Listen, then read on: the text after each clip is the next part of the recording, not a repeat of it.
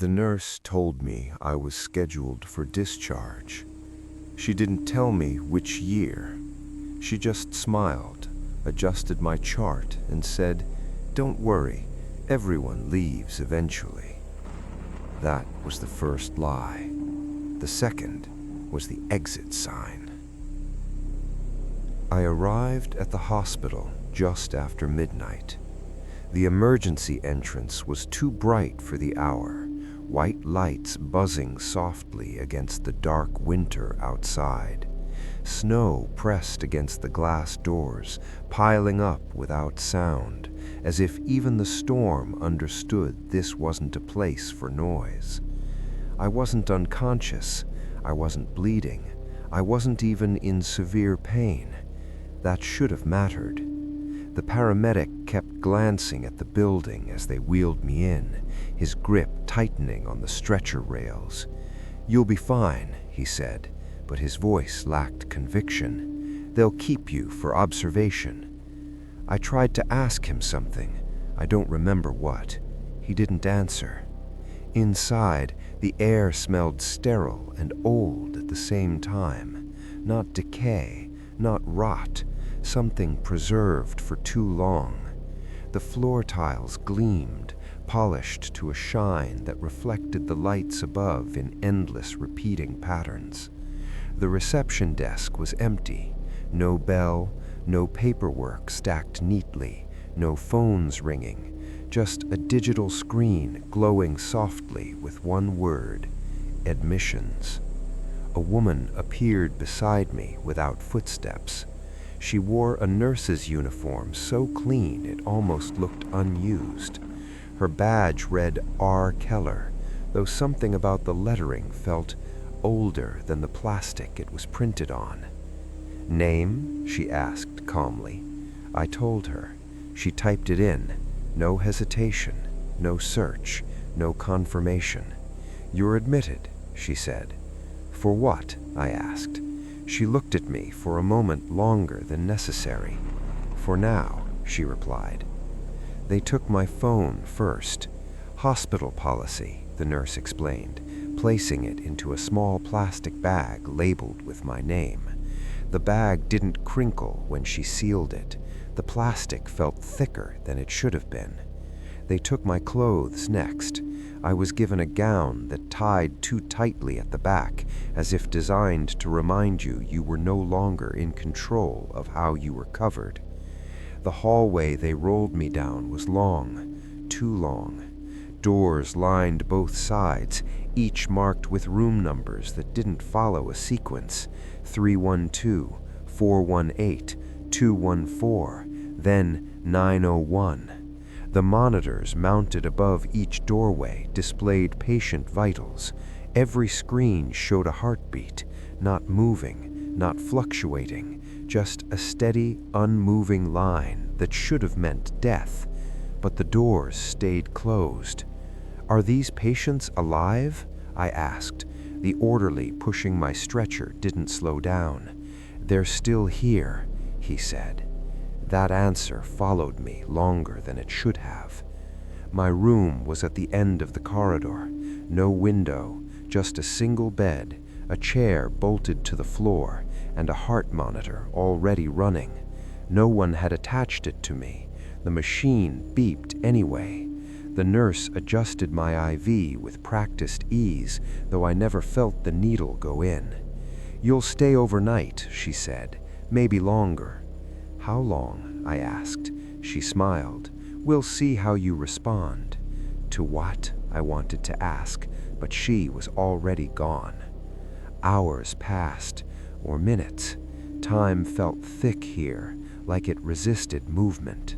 Across the hall, I heard coughing, dry, painful, desperate, then silence. I pressed the call button beside my bed. Nothing happened, not even a light. That was when I noticed something printed on the board above my bed, written in careful black marker. Patient status, admitted. Discharge, pending. Below it, in smaller letters, something else had been added. Condition, stable enough to wait. The coughing didn't return, but the heart monitor across the hall never stopped, and somewhere deeper in the building, I heard a sound I couldn't place. Not footsteps, not machinery. Breathing. Slow, deep, shared. The hospital wasn't quiet because it was asleep. It was quiet because everything inside it was being kept. I didn't sleep. Not because I was afraid, because the hospital didn't allow it. Every time my eyes closed, the lights above my bed brightened slightly, just enough to pull me back.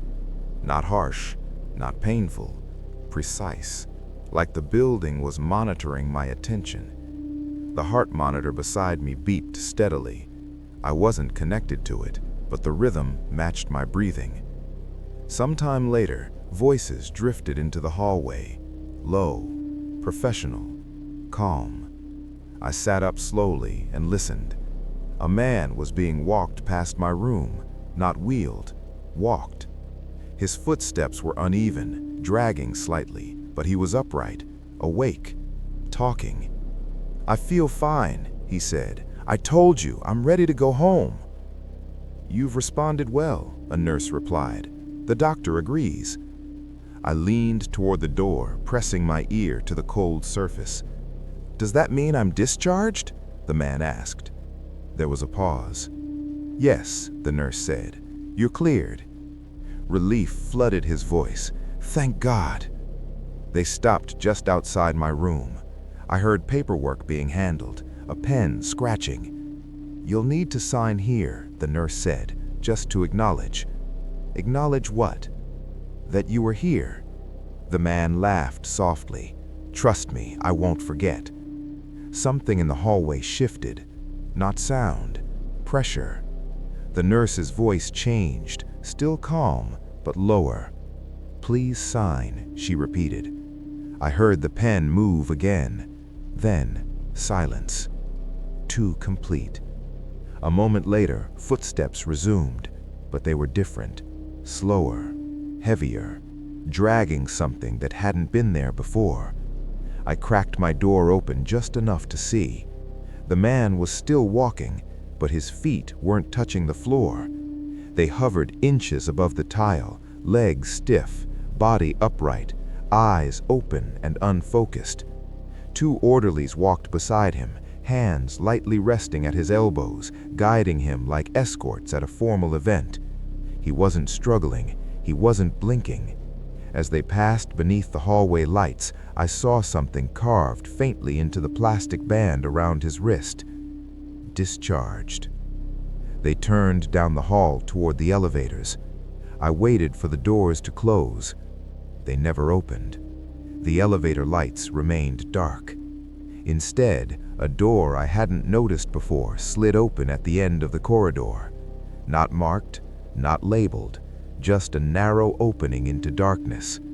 The orderlies guided the man inside. The door closed without a sound. The hallway returned to normal. The lights dimmed. The pressure lifted. I backed away from my door, heart pounding. Minutes later, a nurse entered my room. Not the same one from before. Her badge read, L. Morris. "Did you sleep?" she asked. "No," I said. "I saw someone leave."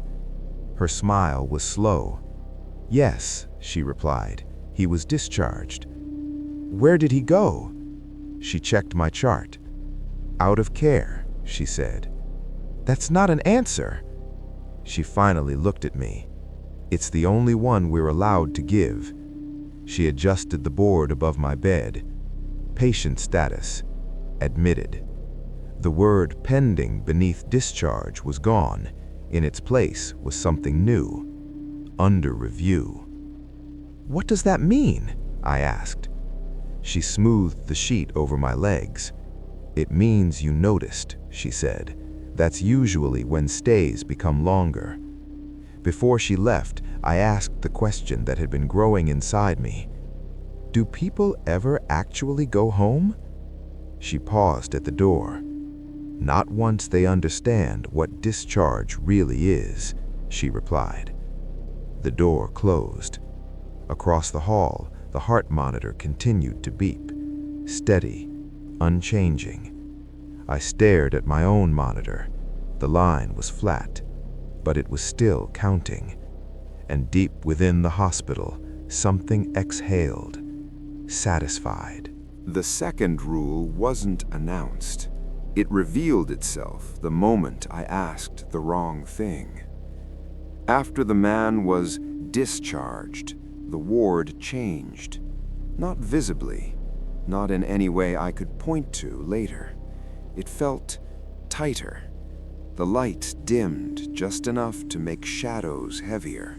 The air grew warmer, thicker, like it had been used too many times without being replaced. I noticed it when I tried to remember how long I'd been there. I couldn't.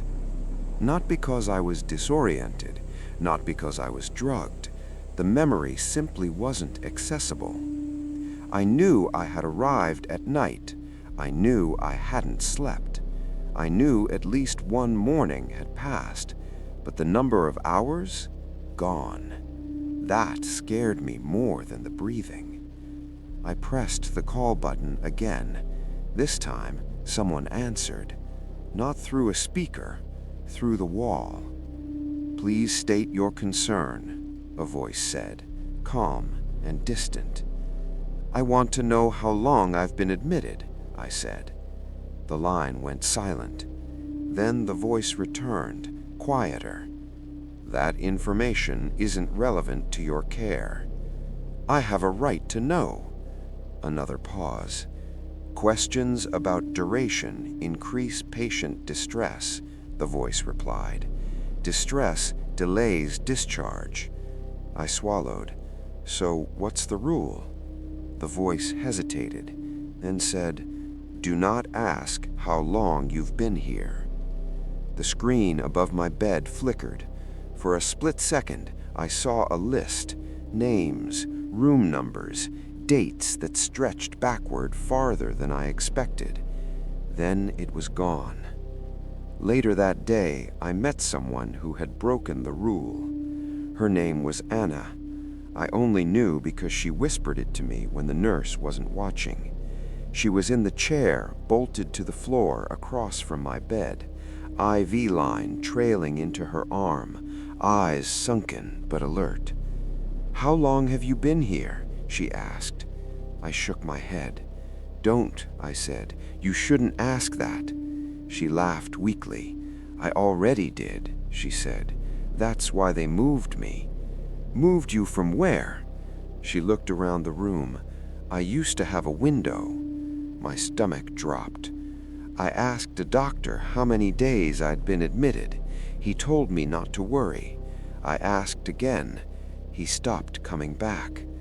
Her fingers tightened around the armrest. "Then the room changed," she whispered. "The door moved. The hallway outside got quieter, like fewer people passed by." "What happens if you keep asking?" I asked. She met my eyes. "You stop being a patient," she said. Before I could respond, the nurse returned. R. Keller, the first one. She looked at Anna with something close to disappointment. "You're not supposed to talk about placement," she said gently. "I just wanted to know how long," Anna replied. "I need to tell my family." The nurse nodded sympathetically.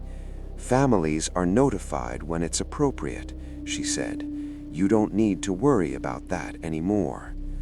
Anna's heart monitor spiked, then settled, flat, still counting. The nurse adjusted Anna's IV. "Questions lead to awareness," she said, not unkindly. "Awareness leads to instability." She turned to me. "You're doing better," she said. "You haven't asked much." "What happens to Anna?" I asked. "She'll be reassigned." "To where?" She smiled. "To a department where questions aren't necessary." That night, Anna was gone. The chair remained. The IV line lay coiled neatly on the floor, still warm. On the board above my bed, new text had been added beneath my status. Compliant. I didn't ask what it meant. I already knew. Because the hospital doesn't punish you for breaking rules. It relocates you. And once you've been relocated enough times, you stop remembering where you started. I learned the third rule when I noticed the faces. At first, it was subtle. A nurse passed my room pushing a cart of supplies. I recognized her, not because I knew her name, but because I'd seen her earlier, sitting in a wheelchair at the end of the hall, IV line still in her arm, eyes half closed. Now she stood upright, alert, uniform crisp. When she saw me watching, she didn't react. She just kept moving. Later, another orderly adjusted my IV. His hands shook slightly, like he wasn't used to using them this way. When he leaned closer, I caught a glimpse of his wrist, a hospital band, old, faded. The word patient had been scratched out. I waited until he finished. "Are you new here?" I asked. He flinched. The third rule revealed itself right then. Staff don't answer questions. He glanced toward the hallway, then back at me, fear flickering across his face before settling into something flatter. "I'm assigned here," he said carefully. That wasn't the question. "I'm assigned here," he repeated, louder. A nurse appeared instantly. R. Keller. She smiled at him. "Thank you," she said. "You're doing well." He exhaled shakily and left the room without another word. The nurse turned to me. "You noticed," she said. "I notice a lot," I replied. "That's expected at this stage," she said calmly. "You're progressing." "Toward what?" She adjusted the monitor beside my bed. The beeping slowed, syncing perfectly with my breathing again. "Toward usefulness." That word again. I watched the hallway more closely after that. The staff rotated constantly, but something about them felt wrong. Their movements were practiced but not learned, like muscle memory without origin. Some wore badges with titles that didn't exist: patient liaison, compliance aide, observation support. I saw one nurse pause in the hallway, staring at a door like she was trying to remember why it mattered. Another stood perfectly still for several minutes until someone walked past, then resumed moving as if reset. I asked R. Keller the question I shouldn't have. "Were you ever a patient?" She didn't answer right away. That told me everything. "Yes," she said eventually. "Most of us were." "And the rest?" She looked down the hallway. "They didn't adapt." That night I heard someone crying, not screaming, not begging, just quiet sobbing, muffled through walls. I pressed my ear against the door. A voice whispered, "I'll do it. I'll help. I won't ask any more." Footsteps approached, then silence. The next morning, a new nurse stood outside my room. She wore Anna's face. Not exactly. Her eyes were duller, her posture straighter. Her badge read A. Turner. She didn't look at me. I felt my stomach twist. "I think they keep us," I whispered. The nurse paused, just long enough to be noticeable. "Yes," she said, "those who can function." The board above my bed updated again. Patient status, admitted. Compliance level, acceptable. I understood the third rule now. If you can work, you're not sick. If you're not sick, you're not a patient. And if you're not a patient, you're staff. They didn't call it an assignment. They called it participation. The nurse came in without knocking. Not R. Keller this time, someone younger. Her badge read J. Price. The name meant nothing to me, but the way she avoided my eyes did. "You're improving," she said, checking the monitor. "Vitals are stable. Awareness is within acceptable limits." "I'm not better," I said. "I'm just not asking anymore." She smiled like that was the same thing. "We'd like you to help," she continued. "Help with what?" She gestured toward the hallway. with observation, that word again. They disconnected my IV before I could protest. No needle, no sting, just the sensation of something letting go. I followed her down the hall. The hospital looked different from outside a room, not bigger, more intentional. Corridors branched in ways that didn't make architectural sense. Signs pointed in directions that contradicted each other. Radiology led to records. Discharge led to a blank wall. We stopped outside a room with no number. Inside, a man sat upright in bed, staring straight ahead. His eyes were open, unblinking. The monitor beside him beeped softly. "He's been here a long time," the nurse said. "He's ready." Ready for what? For discharge. My stomach tightened. I thought discharge didn't mean, "Not like before," she said quickly. "This one is different." She handed me a clipboard. On it was a single form, discharge acknowledgement. No explanation, no details, just a place for a signature. "What am I supposed to do?" I asked. "Talk to him," she said. "Help him feel comfortable. Let him know everything will be okay." The man didn't react when I entered. "Hi," I said quietly. No response. I tried again. "They're saying you're ready to go home." His eyes flickered, just once. "Home?" he whispered. "Yes," I lied. The word came out too easily. He swallowed. "I don't remember what home looks like." "That's normal," I said. I didn't know why I said that either. He looked at me then, really looked. "You're not staff," he said. "Not officially," I replied. His grip tightened on the blanket. "They told me if I cooperated, I could leave," he said. "They told me to stop asking questions. I did. I did everything right." "I know," I said. "Did it work for you?" I didn't answer. The nurse watched from the doorway, waiting. The man's breathing grew shallow. "Please," he said, "if I sign this, I won't disappear, will I?" I felt the weight of the pen in my hand. The hospital was quiet, listening. "I don't know," I said. That was the closest thing to honesty I was allowed. He nodded slowly. "That's okay," he said. "I'm tired."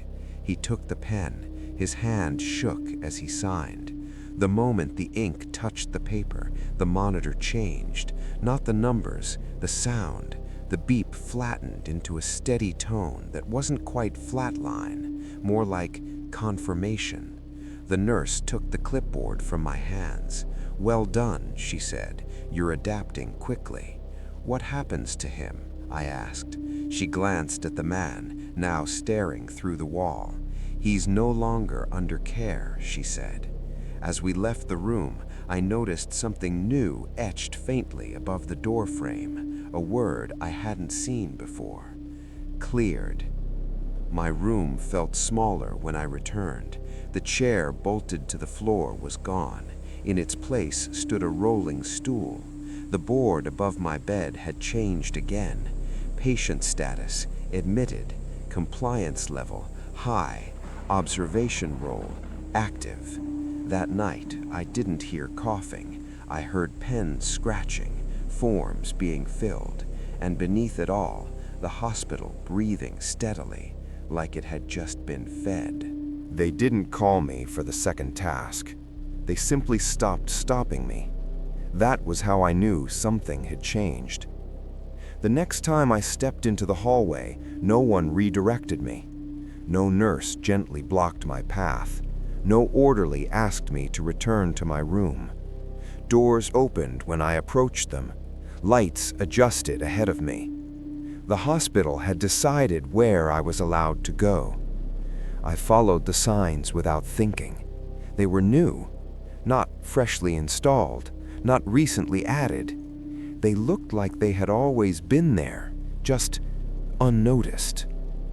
Care continuation, patient flow, discharge services. The last one pulled at me like gravity. The hallway leading to it narrowed gradually, walls inching closer until I could feel the cold tile brush my shoulders. The lights above dimmed, one by one, as if counting me. At the end was a set of double doors. No windows, no handles. They opened anyway. Inside, the air was colder than the rest of the hospital. Not winter cold, storage cold, preserved cold. Rows of beds filled the room. Not rooms, not wards, just beds, each one occupied. People lay on them fully dressed, eyes open, staring straight up. Their monitors were attached, but none of them displayed numbers, only a single word: cleared. Nurses moved silently between the beds, checking charts that didn't seem to contain information so much as decisions.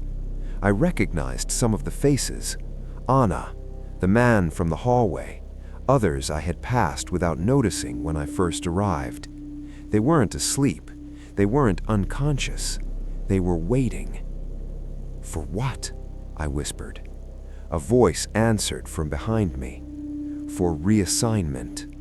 R. Keller stood in the doorway. This is discharge, she said calmly, not departure. That confusion causes distress. What happens to them? I asked. They stop being singular, she replied. She gestured to the beds. Patients are inefficient, staff are limited, but components, she paused, choosing her words carefully. Components are reusable. I backed away. This isn't a hospital. No, she agreed. It's a system. I noticed the ceiling then. It was lower than the rest of the building. The lights embedded directly into it pulsed faintly, like veins beneath skin. A man on one of the beds turned his head slowly toward me. His mouth opened. No sound came out, but his monitor flickered. For a moment, a new word appeared. Transferred. The nurse beside him checked her chart and nodded. Two orderlies approached and lifted him, not by his arms or legs, but by the sheet beneath him, as if he were fragile equipment. They wheeled him through a door at the far end of the room. The door closed. The space where the bed had been was already gone. I felt dizzy. You helped him, Keller said. That's why you were allowed to see this. Why show me? I asked. Because you're approaching decision capacity, she replied. What decision? She looked at me with something like respect. You won't be discharged, she said, but you could be reassigned. A clipboard appeared in her hands. On it was a new form, not discharge, not admission, role confirmation. Below it, a title had already been printed, Patient Liaison. My name was typed beneath it, unsigned. Sign, she said, and you'll stop being afraid. I looked back at the beds, at the faces that no longer reacted, at the monitors counting something that wasn't life. I don't want this, I said. She nodded. Most people don't, she replied, at first. As we left, I noticed something carved faintly on the wall near the exit. Not a warning, not a threat, a reminder. Care never ends. When I returned to my room, the bed was gone. In its place stood a desk, a chair, and a stack of blank forms waiting to be filled. The first real decision they gave me felt generous. That's how I knew it wasn't. I woke, if you could call it that, sitting at the desk where my bed used to be. A fresh stack of forms waited neatly in front of me, each page identical, each asking the same thing in slightly different language. Observation notes, compliance assessment, patient response summary. No names, no dates, just boxes to be checked. I filled out 3 before I realized something was wrong. The answers were already there. My pen followed them like I was tracing over words I'd written before. The hospital didn't need my judgment. It needed my confirmation. A knock came at the door. One knock, polite, controlled. R. Keller stepped inside. "You're ahead of schedule," she said. "I didn't agree to do this," I replied. She glanced at the papers. "You agreed to function. This is what that looks like." She set a small card on the desk. 2 options were printed on it. Option A, continue observation. Option B, assist with discharge preparation. "You may choose," she said. I stared at the card. "What happens if I don't?" I asked. Her expression softened. "Then we choose for you." I thought of the beds in the discharge department, of Anna's face wearing a nurse's uniform, of the man who signed because he was tired. I picked up the card. "What's the difference?" I asked. "Observation means you watch," she said. "Discharge means you participate." "And leaving?" She didn't answer. I chose option A. The hospital reacted immediately. Lights brightened, the air loosened. The pressure in my chest eased just enough to feel like relief. "Well done," she said. "You're learning." She led me to a room farther down the hall, one I hadn't been allowed near before. Inside, a patient sat alone on the bed, young, awake, terrified. He looked at me like I was the first real person he'd seen in days. "Please," he whispered, "they told me you'd explain." "What explain?" I asked. "How to get out." I felt the hospital listening, not watching, listening. "There is no getting out," I said quietly. "There's only staying useful." His face crumpled. "That's not what they said." I checked the monitor beside him. His status blinked, under review. That was when I understood the real purpose of choice here. It isn't to give you freedom, it's to measure how quickly you'll surrender it. I wrote my observation notes carefully, not lies, just omissions. I noted his agitation, his fixation on discharge, his inability to adapt. When I finished, the monitor updated, non-compliant. The nurse arrived within seconds. They thanked me. As they wheeled him away, he kept looking back at me, eyes wide of betrayal. "I trusted you," he said. I didn't answer. That night, my reflection in the mirror looked aligned, straighter posture, calmer eyes, more staff than patient. The card from earlier lay on my desk again. This time, option B was circled, and beneath it, in small printed letters, something new had appeared. Promotion available. I understood then. The hospital doesn't force you to become part of it. It rewards you for helping it decide who isn't. The hospital gave me one final kindness. It let me hesitate. Not openly, not without consequence, but enough to feel like resistance still mattered. The room they moved me to wasn't a room at all. It was an office, a real one. Desk, chair, computer terminal humming softly. A window that looked out over the city. The city. I hadn't seen it since the night I arrived. Cars moved below, headlights threading through snow-lined streets. People walked with purpose, bundled against the cold, unaware of the building watching them from above. "Perspective helps," R. Keller said, standing behind me. "It reminds you what we protect." "Protect from what?" I asked. She didn't answer. On the screen in front of me, a list scrolled slowly. Admissions, transfers, discharges, each name marked with a color. Green, yellow, red. "Red?" I asked. She leaned closer. "Red indicates instability, risk of prolonged distress." and what happens to them. They're helped more thoroughly. I felt sick. You don't cure anyone, I said. You sort them. She smiled gently. Sorting is care. It's just not the kind people thank you for. She placed a folder on the desk. My name was printed on the front. Inside was a contract, not legal, not binding, informational. Role, patient liaison, access, partial, discharge authority, assisted. At the bottom, a single line waited, acknowledge acceptance. You can refuse, she said. The word landed heavier than it should have. What happens if I do? She gestured toward the screen. You'll return to observation, she said. Your compliance level will be reassessed.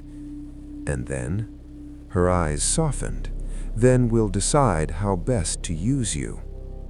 I looked back at the city, at people who didn't know how close they were to being admitted, at myself reflected faintly in the glass. I don't want to do this, I said. I know, she replied. That's why you're qualified. A nurse entered quietly and handed me a chart. A familiar name stared back at me. The young man from earlier, the one who'd trusted me. His status was red. Just review, R. Keller said. You don't have to sign. I flipped through the pages.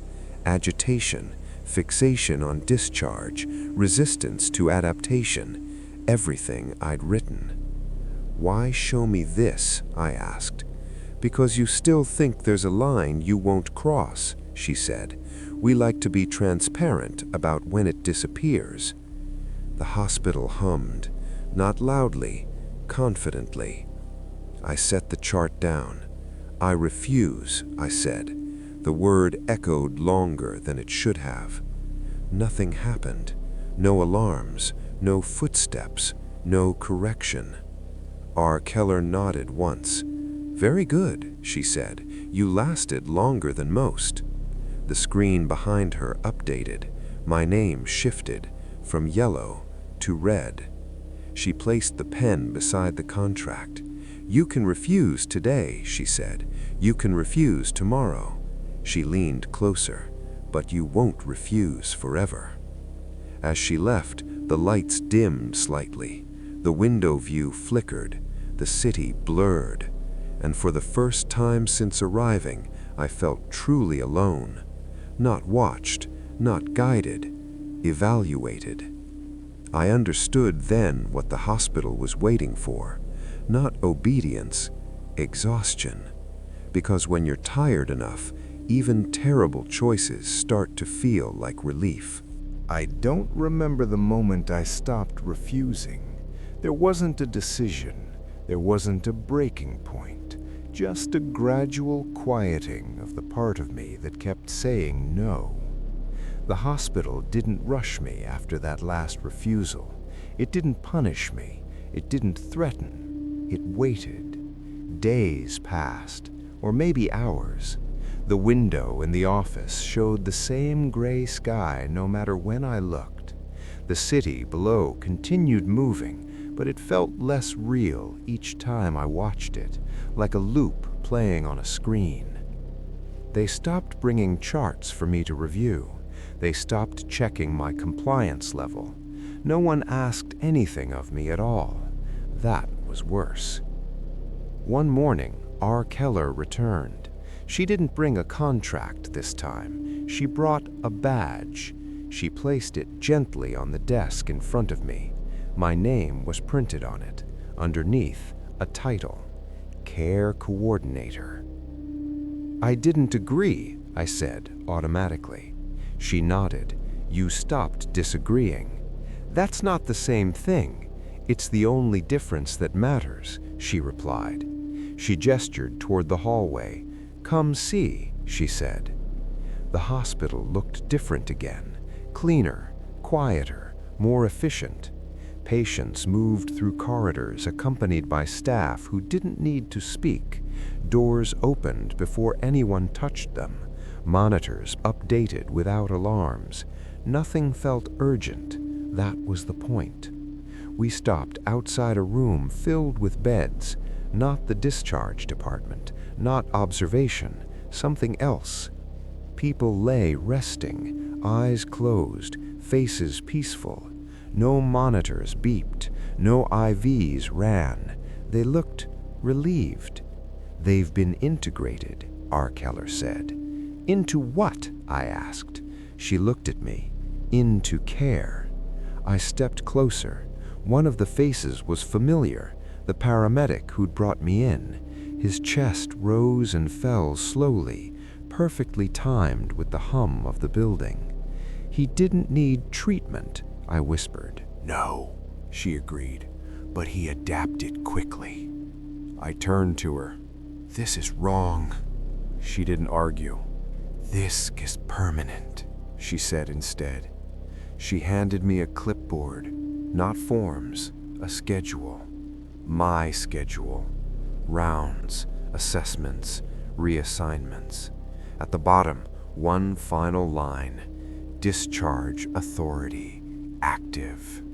"You decide now," she said, "who stays aware, who rests, who becomes part of the system." I felt the hospital shift, waiting. I thought of the man who'd been discharged into darkness, of Anna wearing a nurse's face, of the young patient who trusted me and disappeared because I wrote carefully instead of truthfully. I realized then what the hospital really was. Not a prison, not a monster, a solution, a place where pain didn't echo forever, where fear could be quieted, where resistance eventually softened into something manageable. I picked up the badge. The moment I clipped it on, the building responded. Lights stabilized, the hum deepened. Somewhere far away, a door opened smoothly instead of sticking. R. Keller exhaled. "Thank you," she said. She didn't fade, she didn't disappear. She simply stepped aside. And I understood. There had never been one clerk. There had never been one coordinator. Just people who arrived tired enough to stay. Later, when a nurse brought me a chart, I signed it without reading. When a patient asked me how long they'd been here, I smiled gently and said, "That information isn't helpful." When someone begged to go home, I adjusted their blanket and told them they were safe. And I believed it. Because the hospital doesn't keep people against their will in the end. It waits until the will is no longer useful. If you ever wake up in a place where the lights are always on, the hallways feel longer than they should, and someone tells you your discharge is pending, don't fight, don't ask questions, and don't assume leaving means freedom, because this hospital never discharges patients. It only promotes them, and we are always accepting new admissions.